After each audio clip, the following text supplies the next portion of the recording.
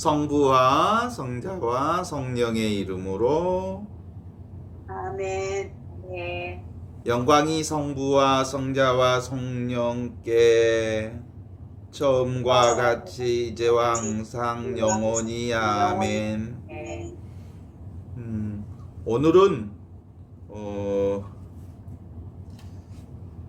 18장 되겠습니다. 거룩한 교부들의 모범이라고 하는 제목으로 1절하고 2절을 하겠는데요.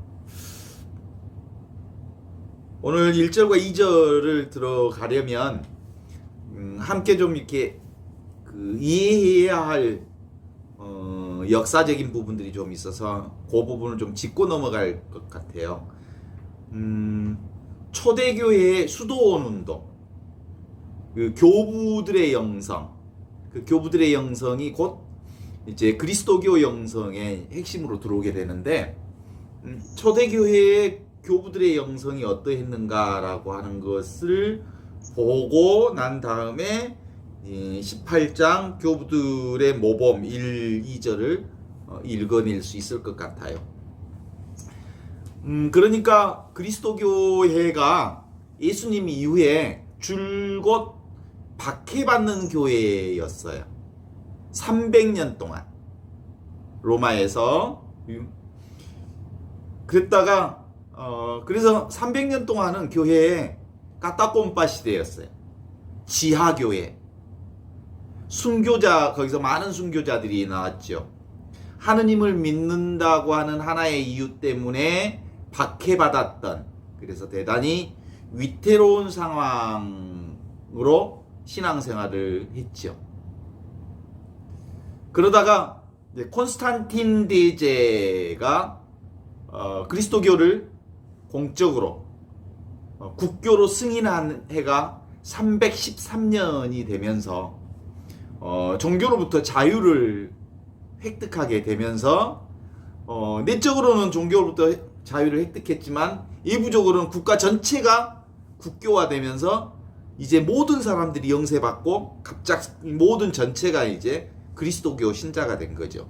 황제도 교우요, 정부의 요직의 사람들도 모두 다 그리스도 교인으로 채워진 거죠. 그러니까 박해 시대가 끝났으니까 교회가 이제 쭉쭉쭉쭉 뻗어나가고 빛과 소금의 역할을 잘 감당할 것 같았어요. 그러나 현실은 정반대. 그리스도교인들은 박해받던 시절에 그 신앙의 열정과 순수성을 잃고 거칠의 외형적 생활에 치중하게 되었고 더욱더 세속화의 길을 걷게 돼요. 오히려 영적으로 타락하고 안이하고 나태한 모습이 교회에 가득 차게 되는 현실이 들어왔어요.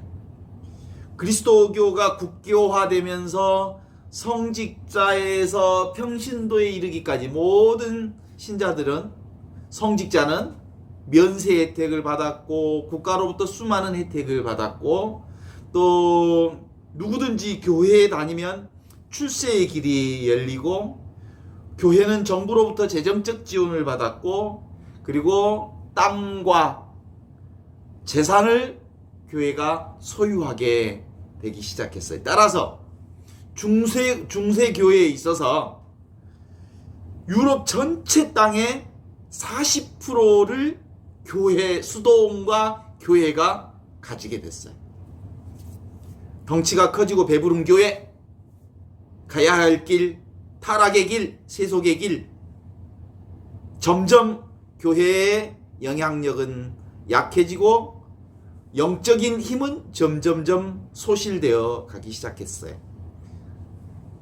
수많은 성직자, 수도자들은 아주 화려하게 세속 어떤 권력을 가진 사람들보다 힘이 빵빵해졌고요.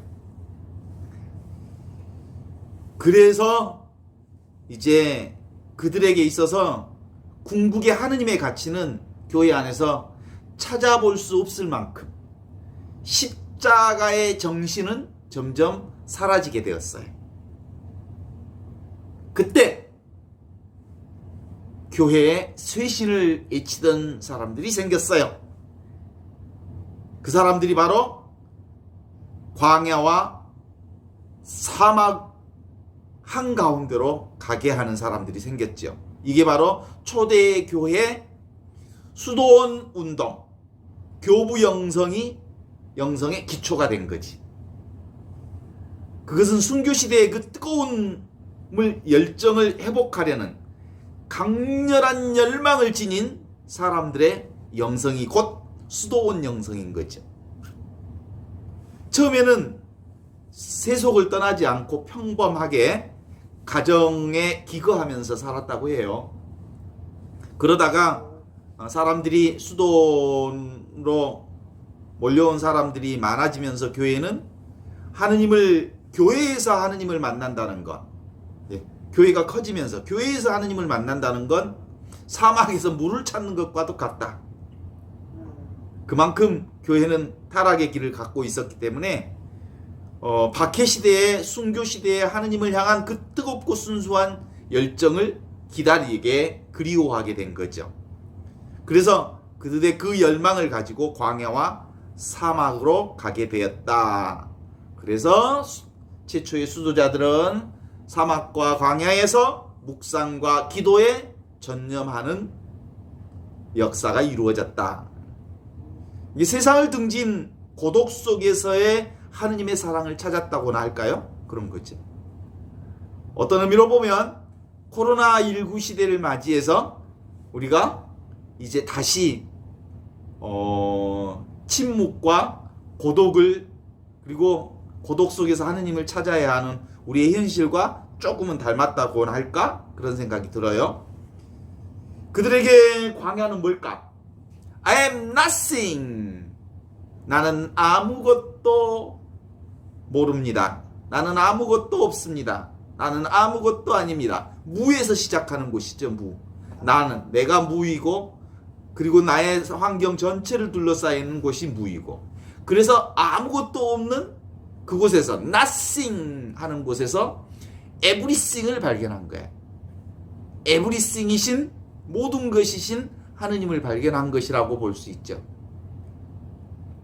바로 수도원 영성은 이렇게 시작한 겁니다. nothing, 아무것도 아닌 것으로부터 everything, 모든 것이신 하느님을 발견한 거죠.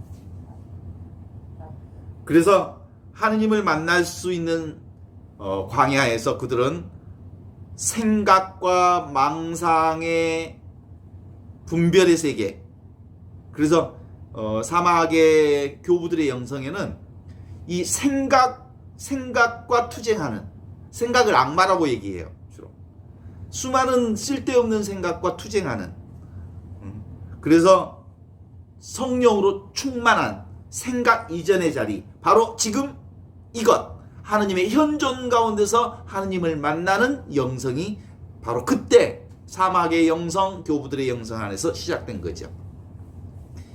이들은, 수도자들은 결혼하지 않고 자기들의 시간과 정력을 하느님을 위해 모두 바쳤어요. 따라서 수도원에서 주님을 보다 자유롭게 섬길 수 있다는 것은 바오로 사도의 말씀을 근거로 해서 찾지요.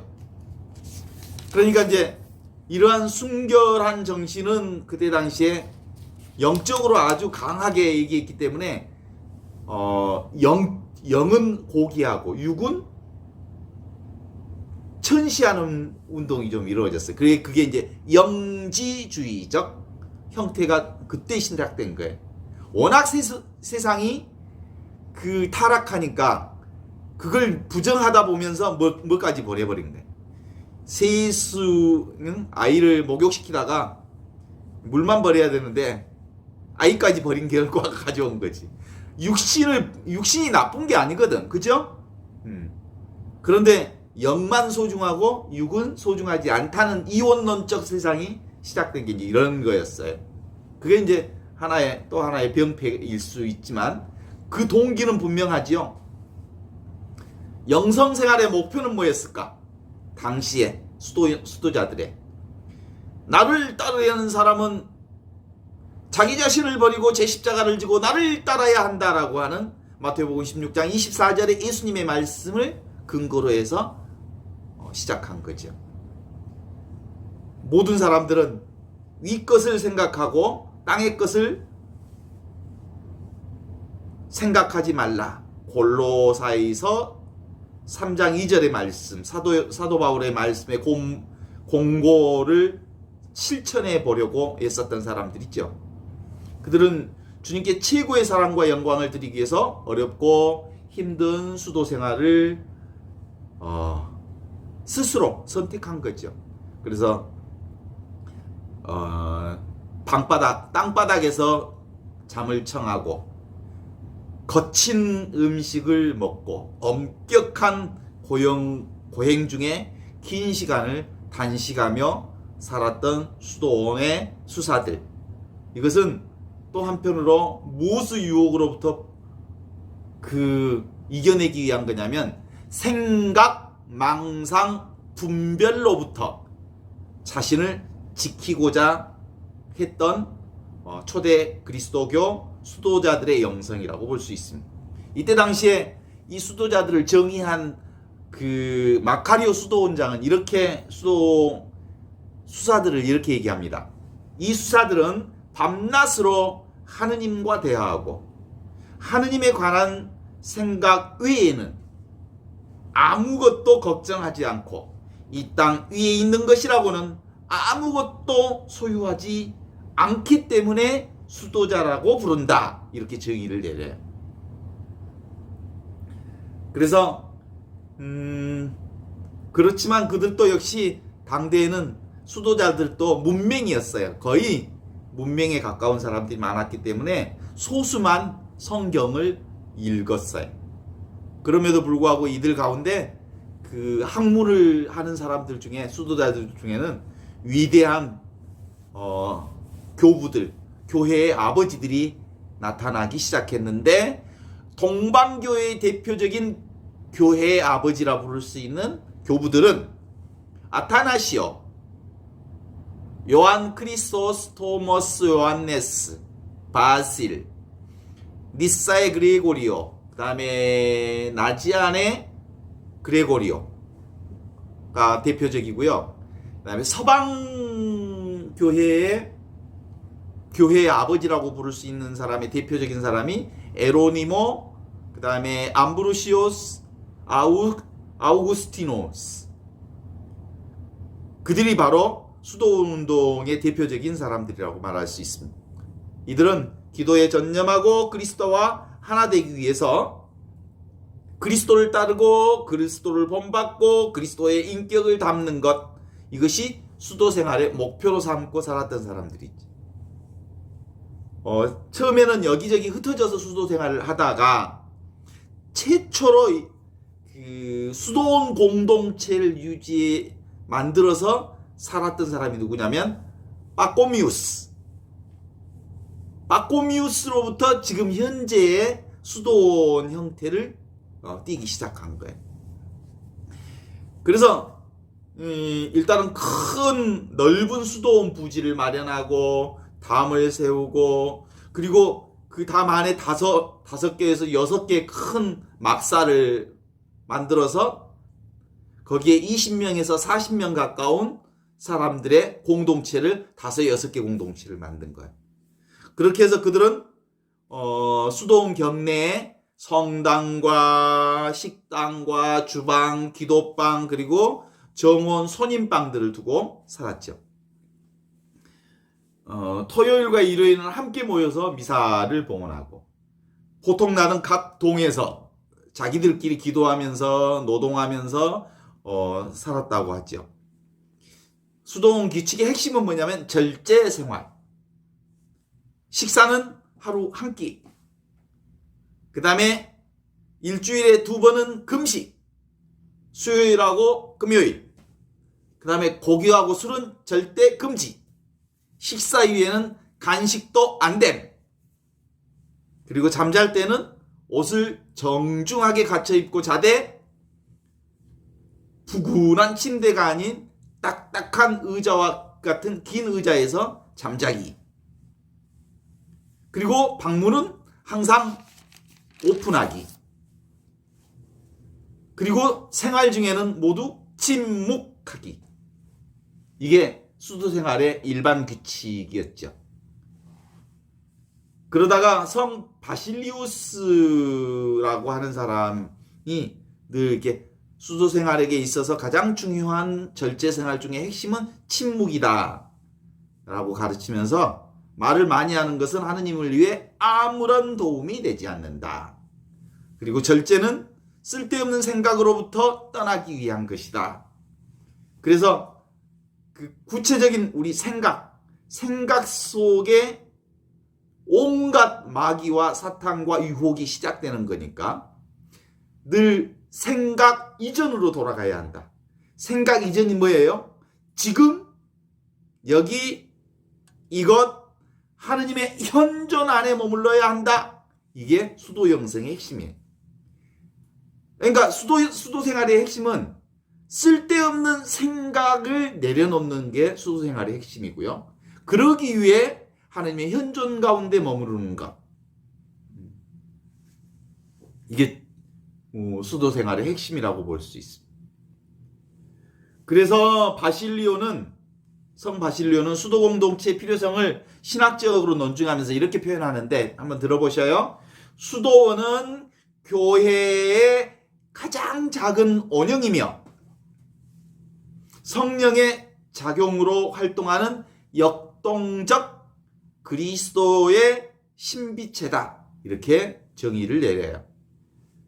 그래서 성 바실리오가 세운 수도원은 그때부터 어린이들을 가르치고 병자와 가난한 사람들을 돌보고 여러 가지 자선 사업을 하고 그리고 점차적으로 이렇게 체계적인 기도 생활 그리고 학문을 연구하고 노동 그리고 사랑을 실천을 통해서 하느님과 이웃 사랑을 실천하는. 그래서 영적 기반은 뭐예요? 자신의 생각을 줄이고 생각 이전에 지금 여기 이것 하느님의 현존 안에 머무르는 영성. 이것이 중심 영성의 핵심이었습니다. 요한 카시아노는 수도 생활의 목적을 이렇게 얘기합니다. 수도자의 내적 완성이 수도 생활의 목적이다. 이 내적 완성이란 완덕을 얘기하는 것으로서 예수님의 존재를 온전히 담는 것, 이것이 완덕의 핵심이다라고 얘기를 하지요. 이 완덕에 가기 위해서는 늘 완덕을 향한 길, 쓸데없는 생각을 내려놓고 생각 이전의 자리, 지금 바로 이것 하나님의 현존 가운데 머무르는 것. 그렇게 해서 이제 수도원이 갑작스럽게 확장되기 시작해요. 언제 확장될까? 로마가 410년에 멸망해요. 로마가 멸망하면서부터 수도원 운동은 아주 빠른 속도로 확장이 되죠. 로마 멸망은 수도 생활에 박차를 가하게 되는 계기가 로마의 멸망으로부터 교회의 교훈을 찾기 시작한 거예요. 로마가 왜 멸망했을까요? 외적으로는 게르만족의 침입으로 멸망했지만 내적으로는 도덕적 질서의 붕괴, 타락. 로마가 얼마나 타락했는지 기억하죠? 로마는 로마 사람들이 되면 당대에 얼마나 사회보장제도가 로마가 잘 됐는지 로마에 거주하는 자는 아무것도 하지 않아도 정부로부터 충분한 돈을 받고 살았다고 그래요. 로마 사회가 타락해 있을 때 교회는 아무런 영향력을 행사할 수도 없었어요. 교회는 로마가 타락한 것보다 더 빠른 속도로 타락했기 때문이죠. 황제가 교인인 것이 외형상으로는 엄청난 도움을 주었지만 내면적으로는 오히려 영적인 손실을 가져다 주었다. 이렇게 성찰해 볼 수 있어요. 그리스도 교인들은 모두 로마 시대의 상층부에 형성하고 있었어요. 외형적으로는 믿는 이들이었지만 실제로 특별히 성직자, 수도자, 주교, 추기경, 교황까지 모두 명예와 물질이 보장된 특권 의식에 사로잡혀 있었고 많은 교회의 고위 성직자들이 위선적 사람들의 곤모술수와 위선적 사람들의 형태를 그대로 노출시키고 말았어요. 그들의 주님은 하느님이 아니고 그들의 당대의 교회의 주교와 추기경과 수도원장들은 돈과 권세와 명예가 그들의 주님이었는지도 몰라요. 그래서 망해가는 조국 로마를 바라보면서 제롬은 그렇게 얘기를 해요. 꼭 어느를 얘기하는 것 같아. 그래서 내가 힘주어 얘기할 것 같아. 제롬은 신자들을 향해 이렇게 울부짖습니다. 그리스도인들이여 부끄러운 줄 알라. 온 세상이 잿더미로 변해가는데 오직 그리스도 교인들이 그리스도 신앙인들이 오직 돈과 권세와 명예만 구하는 동안 그리스도는 돈과 권력과 명예 속에 죽어가고 있다. 이처럼 거대하고 비대해가는 사회체제 속에서 갈증과 목마름을 느끼는 이들이 하느님을 찾아 아무것도 없는 사막과 광야로 들어간 것이 바로 수도원 운동의 핵심이었던 거죠. 차츰 제도와 조직을 갖춘 수도 공동체의 필요성을 느껴서 수도 운동이 서방과 유럽으로 아주 쭉쭉 뻗어나가게 되었죠. 진정한 영성은 언제 시작이 돼요? 망하고 없어지는 현실. 가장 밑바닥에 떨어졌어요, 로마가. 그리고 교회가. 그때 그들은 사막과 광야로 가면서 I am nothing. 나는 아무것도 아닙니다. nothing 하면서 everything을 체험해요. 어디서? 하느님에게서. 오직 하느님만 뭐라고요? 모든 것입니다 라고 고백할 수 있게 된 거죠. 로마 제국 전후의 대표적인 수도원의 영성가들은 암브로시오, 제롬, 아우스틴, 요한 크리스토스, 토마스, 요한네스 등들이 대표적인 수도 영성가들이 나타났고요. 이들 모두가 철저한 수도적인 삶을 지향했던 수도자이면서 학자였던 것도 사실입니다. 수도원은 처음부터 어떤 건물이나 제도, 조직을 가지고 출발한 것은 아니었고 당대의 초대교회처럼 오늘날의 그리스도 교회처럼 삼위일체 교리를 가진 것도 아니었지만 그들은 아주 철저한 삼위일체 영성, 성부, 성자, 성령 하나인 영성으로 살면서 그리스도와 하나인 완덕의 삶을 지향한 사람들이 그때 당시의 수도자들이었습니다.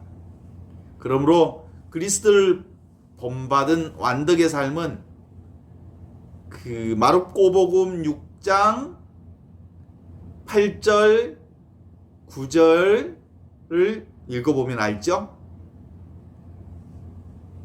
주머니에와 전대에 돈을 갖지 않는 생활. 복음을 전할 때 너희들은 주머니에 전대에 돈도 아무것도 갖지니지 말라. 모든 재물을 가난한 사람들에게 다 나눠주고 예수를 따르는 삶. 이게 그들의 지향점이었어요. 마르코복음 8장 20절 말씀도 기억나죠? 수도원 사람들은 여우도 굴이 있고 공중에 나는 새들도 거처가 있지만 오직 하느님의 아들은 머리 둘 곳조차 없다 하신 모습대로 예수님의 생활 방식을 자신들의 생활 방식으로 선택한 사람들이죠. 그래서 그들은 모든 것을 버리고 그리스도를 쫓았던 베드로의 삶이 그들의 삶의 목표였습니다.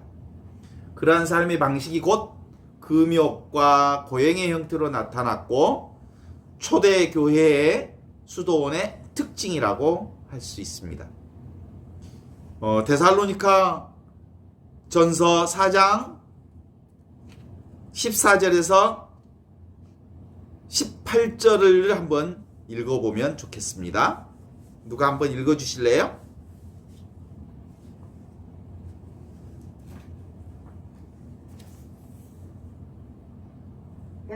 데살로니가 어디라고요? 데살로니가 전서 4장 14절에서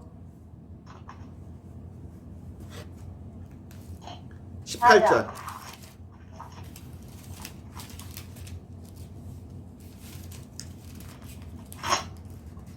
4장 14절이요? 예, 읽어요? 예. 4장 14절. 우리는 예수께서 죽으셨다가 다시 살아나신 것을 믿습니다. 그래서 우리는 예수를 믿다가 죽은 사람들을 하느님께서 예수와 함께 생명의 나라로 데려가실 것을 믿습니다. 우리는 주님의 말씀을 근거로 해서 말합니다. 주님께서 다시 오시는 날 우리가 살아남아 있다 해도 우리는 이미 죽은 사람들보다 결코 먼저 가지는 못할 것입니다.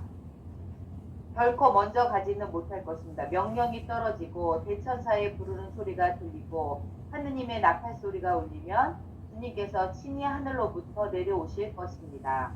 그러면 그리스도를 믿다가 죽은 사람들이 먼저 살아날 것이고 다음으로는 그때에 살아남아 있는 우리가 그들과 함께 구름을 타고 공중으로 들리어 올라가서 주님을 만나게 될 것입니다. 이렇게 해서 우리는 항상 주님과 함께 있게 될 것입니다.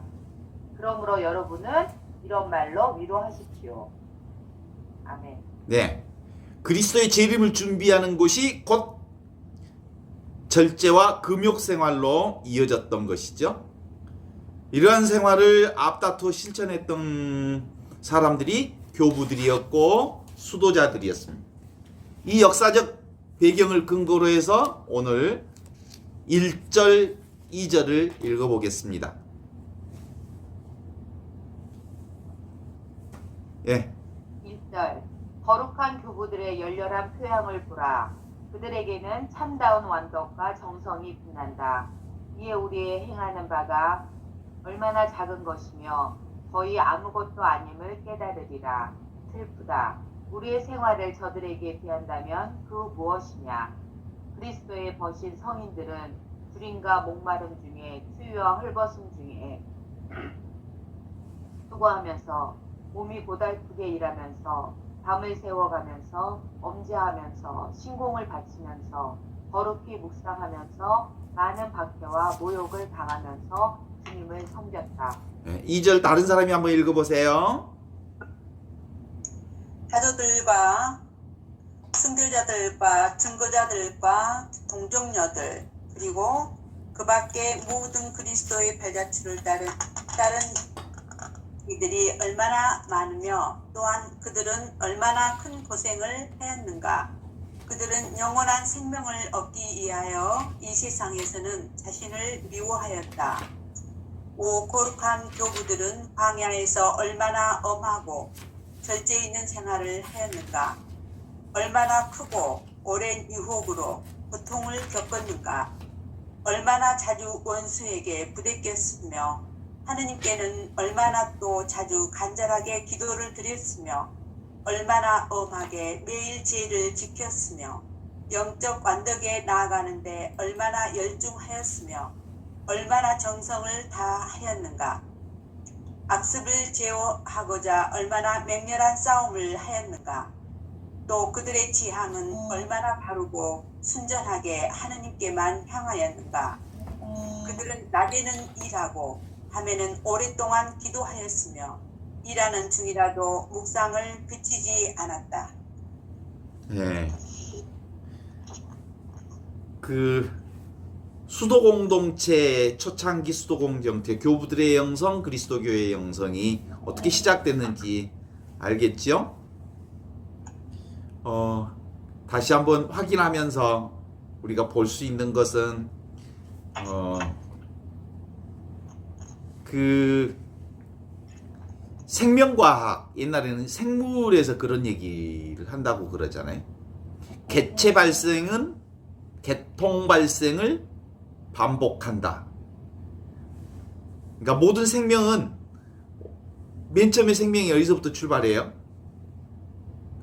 단세포에서 시작해서 세포 분열을 해가면서 그 다음에 어류에서 시작하고, 그래서 양서류, 포유류, 그 다음에 동물, 뭐 이렇게 이런 것처럼 우리 인간 아이가 이렇게 잉태되는 것들을 이렇게 보면 양수에서부터 시작해갖고 세포 분열을 그러니까 뭐라고 하죠? 정자와 난자가 이렇게 결합하면서 생명이 시작되는 그 과정 자체가 인류 역사의 생명의 발전 단계를 한 생명이 아이가 커가는 과정에서 전부를 겪는다고 보는 거죠.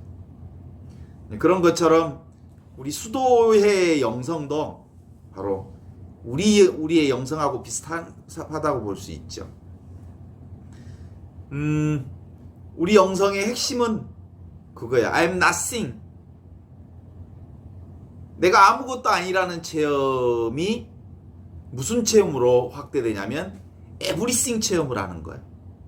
내가 아무것도 아니어서 보니까 모든 것이 하느님만이 모든 것이다라는 체험을 하게 된 거지.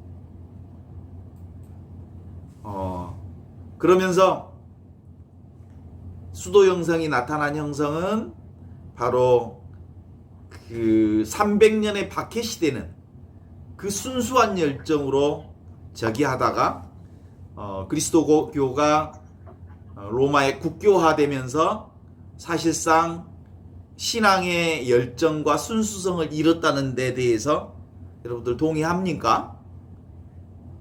모든 열정은 어디에서 나오냐면 어려움과 십자가와 가난함과 그리고 공궁함에서 그 열정이 시작되는 거고, 모든 것이 갖춰져 있는 곳, 그리고 아무것도 부족함이 없을 것 같은 물적 토대가 확보되어 있는 곳에서는 사실상 십자가 정신을 발견하기가 어려워. 십자가 정신을 발견할 수 없다는 얘기는 실제로 자기 힘으로 충분하게 아쉬움 없이 살 수 있으니까 내가 따로 있다고, 세상이 따로 있다고 생각하는 이 분리의식이 훨씬 더 많이 발전한다고 하는 거지. 그래서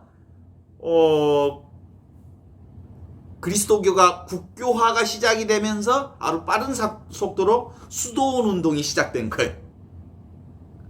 사막으로 그리고 광야로 나아가서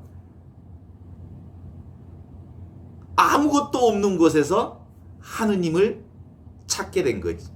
거의 그 nothing 체험이 everything 체험을 하게 된 거예요.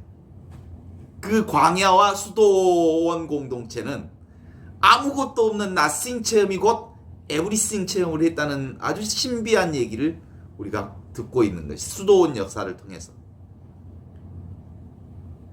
오늘 이렇게 함께 공부하면서 느끼는 것 중에 하나 어때요? 동의하시죠? 우리 안에서도 어떻든 간에 우리 삶의 진정한 의미의 영성이 시작되려면 내가 따로 존재한다 라는 생각으로부터 나는 따로 존재하지 않다, 내가 곧 우주다, 에브리싱 하느님이다 라고 하는 이런 분리의식에서 통합의식으로 우리의 의식들이 확장되어 가요. 그래서 수도원 운동의 핵심에서 늘 수도자들이 싸웠던 아주 중심 주제 중에 하나는 뭐냐면 생각과 싸워요. 사막에서 안토니오 성인도 사실상 안토니오 성인이 악마라고 말하는 그 악마가 누구였냐면 생각이 악마였어요. 수많은 악마들로부터 사막에서 싸운 얘기가 뭐냐면 생각을 내려놓기, 그래서 생각 이전에 지금 여기 현존하시는 하느님 현존 가운데 있을 때만이 악마로부터 해방될 수 있다. 우리도 지금 매일매일 뭐하고 싸우냐면 이 생각이 물밀듯 쳐들어왔을 때 그걸 이겨내는 방법은 뭐냐면 그게 허상인 줄 알고 어디로? 지금 여기 하느님의 현존 가운데로 이 순간순간 안에 다시 정신 차리고 들어오면 악마로부터 해방할 수 있죠. 수도 형성의 핵심이 뭐라고요? 지금 여기 이것 하느님의 현존하시는 영성으로부터 수도의 모든 수도자들이 악마로부터 승리하였도다.